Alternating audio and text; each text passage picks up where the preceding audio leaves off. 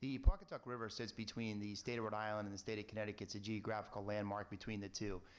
Enforcement on that river becomes a bit problematic, as you can imagine, because the state line is exactly in the middle of the river, wherever that may be, and then not only is it two towns, but specifically two states. The state of Rhode Island has a statute in which the harbor master, which in the case of Wesley is their police chief, can enact a no-wake zone unilaterally wherever and whenever he sees fit.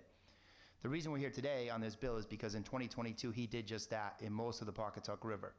It created a bit of a problem because he was creating a no-wake zone in Connecticut.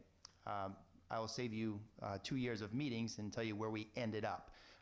Originally, Wesley wanted to create a no-wake zone throughout the entirety of the river. Created a real hardship for 3 of my businesses on the Pawcatuck side because 3 of them are marinas and 2 of them are full service marinas. They use a big stretch of that for sea trials. So they need areas that are not considered no wake zone to do those sea trials. Otherwise, the billable hours to the consumer goes up significantly while they try to get out to the sound. So the result of these meetings between the 2 towns, and I should tell you that both towns, the police departments, the harbor commissions, the CEOs of both towns are in agreement, was to limit markers 6 through 16, I think it is, in your bill. The reason for that is because that specific area is about 3/4 of a mile.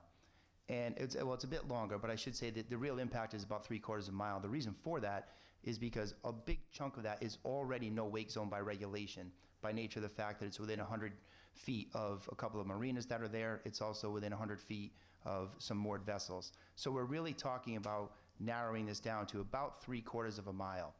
For your average boater, maybe at best they're adding 10 minutes as they travel through there.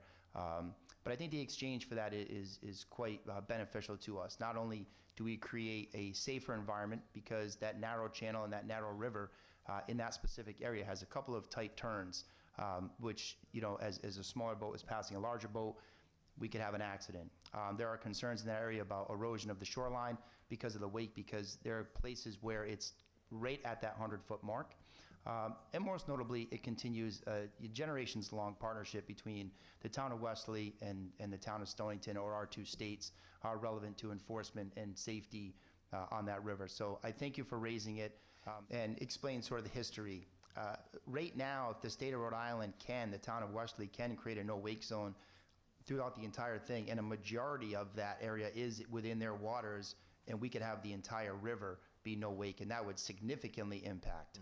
I think the net impact here is notable, Mr. Chairman, in that, you know, for your average center console boat going through there to get up on plane, maybe they hit 25 miles an hour. We're asking them to go 5 miles an hour through 3/4 of a mile stretch, where arguably even within there they should be going no wake speed if they're within 100 feet of shore at certain tides, or if there's boats in that mooring field.